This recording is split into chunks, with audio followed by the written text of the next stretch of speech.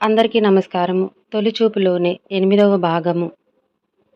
వంట చేస్తూ ఉంది. కొన్ని రకాల పిండి వంటలు చేసి ఉంచింది. అర్జున్ రాగానే అవి అన్నీ అర్జున్‌కి పెట్టి రుచి చూడమని చెప్పింది. అర్జున్ అన్నీ తింటూ చాలా బాగున్నాయి. అమ్మకి ఇవంటే చాలా ఇష్టం అని బొబ్బట్లు చూపిస్తున్నాడు. అవునా!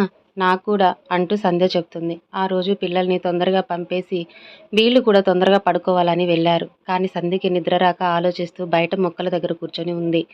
అర్జున్ కూడా వచ్చి కూర్చొని సంధ్యతో నిద్ర రావటం లేదా అని అడుగుతాడు. సంధ్య అర్జున్‌తో ఆ అమ్మాయి గురించి ఆలోచిస్తున్నా అని అంటుంది. అర్జున్ ఇంకా ఆ విషయం వదిలేయ్. రేపు అమ్మ వస్తుంది కదా! నువ్వు ఇలా నిద్ర లేకుండా ఉంటే నీ మొహం పాడైపోతుంది. వెళ్ళి పడుకో. ఇప్పటికే ఆలస్యం అయ్యింది అని అంటాడు.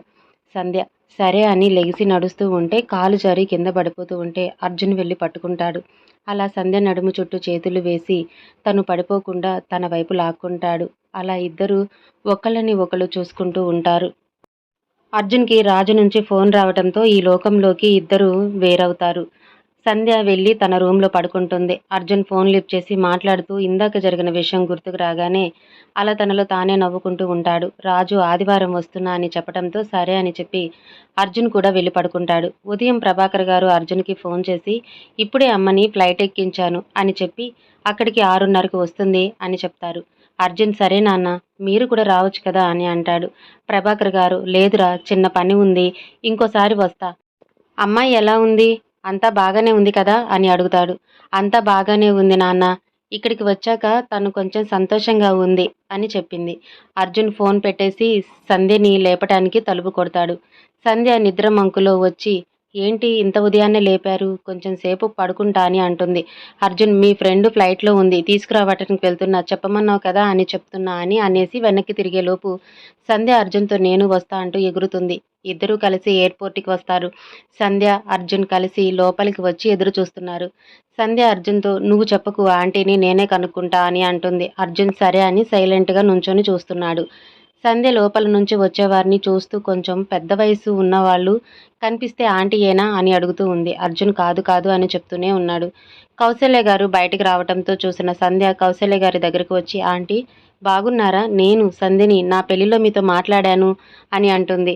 అర్జున్ అక్కడే ఉండి కౌసల్య గారికి సైగలు చేస్తున్నాడు. విషయం అర్థమైన కౌసల్య గారు ఏంటమ్మా ఇలా వచ్చావు? ఎవరి కోసమైనా ఎదురు చూస్తున్నావా అని అడుగుతారు. సంధ్య అవునాంటీ ఇతను నా ఫ్రెండ్ అర్జున్. తన అమ్మగారు వస్తున్నారు.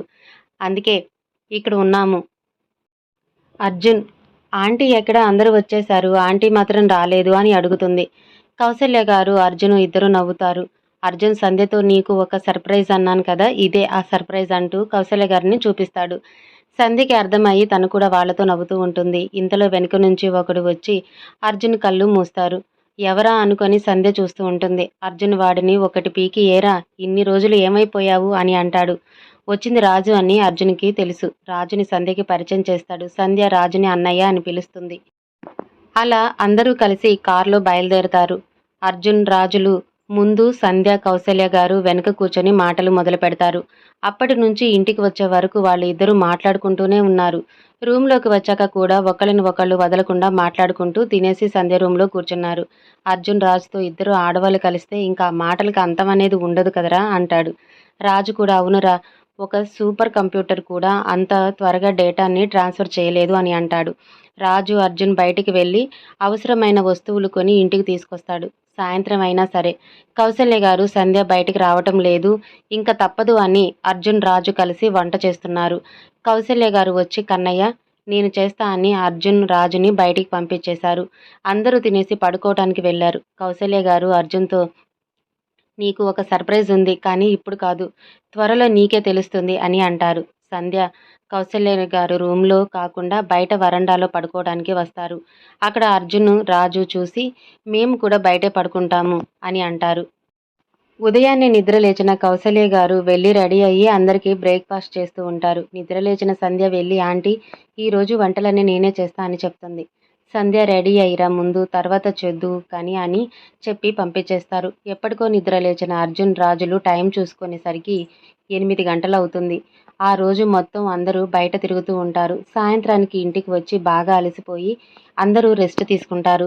సంధ్య అందరి కోసం అన్నీ వంట చేద్దామని అనుకొని వెళ్తుంది. అర్జున్ వచ్చి వద్దు సంధ్య ఈ రోజుకి బయట తీసుకొస్తా. అమ్మ రేపు మార్నింగ్ వెళ్ళిపోతుందని అని అంటాడు. అదేంటి ఆంటీ రేపే ఎందుకు? ఇంకో 4 రోజుల తర్వాత వెళ్తారు అంటుంది. కాదు సంధ్య, అమ్మ వీకెండ్స్ మాత్రమే ఉంటుంది. ఎందుకంటే మిగిలిన రోజులు ఆఫీస్ ఉంటుంది కదా! మళ్ళీ వీకెండ్‌కి వస్తుంది అని చెప్పి బయటికి వెళ్ళిపోతాడు. సంధ్య డల్ అయ్యి కౌసల్య గారి దగ్గరకు వెళ్ళి, ఆంటీ అప్పుడే వెళ్ళిపోతారా? తర్వాత వెళ్ళొచ్చు కదా అని అంటుంది. లేదు తల్లి, అక్కడ ఆయన ఒక్కరే ఉన్నారు వెళ్ళాలి. వచ్చే వారం మళ్ళీ వస్తాగా అని అంటుంది. సంధ్య డల్‌గా ఉండటం చూసి ఏమైంది బంగారం? ఎందుకు అలా ఉన్నావు? అని అడుగుతారు. మీరు ఇలా తొందరగా వెళ్ళటం ఏమీ బాగోలేదు. కనీసం ఒక వారం ఉంటారు అనుకున్నా. కానీ ఇలా ఒక రోజంటే చాలా కష్టంగా ఉంది అని అంటుంది. కౌసల్య గారు సంధ్యని దగ్గరికి తీసుకొని నుదుటి మీద ముద్దు పెడుతూ, నేను మళ్ళీ వచ్చినప్పుడు ఖచ్చితంగా వారం ఉంటాను. ఈసారి నాతో పాటు మీ అంకుల్ కూడా వస్తారు. అప్పుడు అందరం కలిసి బాగా ఎంజాయ్ చేద్దాం. సరేనా? అని చెప్తారు. సంధ్య కొంచెం తేరుకొని, అయితే ఈసారి మీరు వచ్చేటప్పుడు నాకు ముందు చెప్పండి. ఒక వారం రోజులు సెలవులు పెట్టేస్తా అంటూ తెగ ఎక్సైట్ అయిపోతూ ఉంటుంది. రాజు ఇంకా అర్జున్ బయటికి వెళ్ళి భోజనం తీసుకొచ్చి వరండాలో మాట్లాడుకుంటూ ఉంటారు. అలా కాసేపు మాట్లాడుకొని అందరూ భోజనానికి వస్తారు. అర్జున్‌కి కౌసల్య గారు తినిపిస్తూ ఉంటే, సంధ్య కూడా వచ్చి నాకు పెట్టండి అని అడుగుతుంది. కౌసల్య గారు సరే అని సంధ్యకి కూడా తినిపిచ్చేసి పడుకోవటానికి వెళ్తారు. సంధ్య, కౌసల్య గారు ఆ రోజు సరిగ్గా నిద్రపోరు. ఉదయాన్నే లేచి అర్జున్ కౌసల్య గారిని దింపటానికి అని కిందకి వెళ్ళి కారు తీస్తాడు. కౌసల్య గారితో పాటు సంధ్య, రాజు కూడా వస్తారు. అందరూ బయలుదేరి ఎయిర్‌పోర్ట్‌కి వస్తారు. సంధ్య అయితే కౌసల్య గారిని అసలు వదలకుండా అలా పట్టుకునే ఉంటుంది. ఎంతసేపటికి వదలకపోతే అర్జున్ ఫ్లైట్ టైమ్ అయ్యింది అని చెప్పి లోపలికి పంపుతాడు. సంధ్య బాధతో కన్నీళ్లు వస్తాయి. అలాగే కారు దగ్గరికి వచ్చి సైలెంట్‌గా కూర్చుంటుంది. తన పరిస్థితి చూసిన రాజు, అర్జున్ కౌసల్య గారికి ఫోన్ చేసి మాట్లాడమని ఇస్తారు. కౌసల్య గారు ఫ్లైట్ ఎక్కేంత వరకు మాట్లాడి మళ్ళీ దిగిన వెంటనే చేస్తా అని చెప్పి పెట్టేస్తారు. సంధ్య కొంచెం కుదుట పడ్డాక రాజు సంధ్యని డైవర్ట్ చేయాలని మాట్లాడుతూ ఉంటాడు. అర్జున్ వీళ్ళ మాటలు వింటూ ఇంటికి పోనిస్తాడు. వచ్చిన తర్వాత సంధ్య రెడీ అయ్యి ఆఫీస్‌కి అని బయలుదేరుతుంది. అర్జున్ సంధ్యని గమనించి దారిలో హోటల్ దగ్గర ఆపి తనకి టిఫిన్ పెట్టించి ఆఫీసులో దింపుతాడు.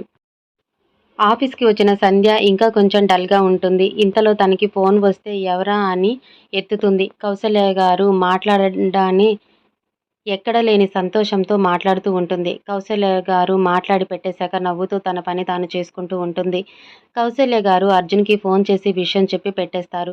అర్జున్ కూడా ఆఫీసులో తన వర్క్‌లో ఉంటాడు. అలా సాయంత్రం సంధ్య కోసమని ఎదురు చూస్తూ ఉంటాడు. సంధ్య తన సహా ఉద్యోగులతో బయటకు వస్తూ ఉంటుంది. అందరూ అర్జున్‌ని చూసి అర్జున్ దగ్గరకు వచ్చి మాట్లాడుతూ ఉంటారు. అర్జున్‌కి కొంచెం ఇబ్బంది అనిపించి ఉంటుంది. అది గమనించిన సంధ్య అర్జున్ దగ్గరకు వచ్చి అందర్నీ పక్కకు జరిపి, ఇంకా వెళ్దామా అని అంటుంది.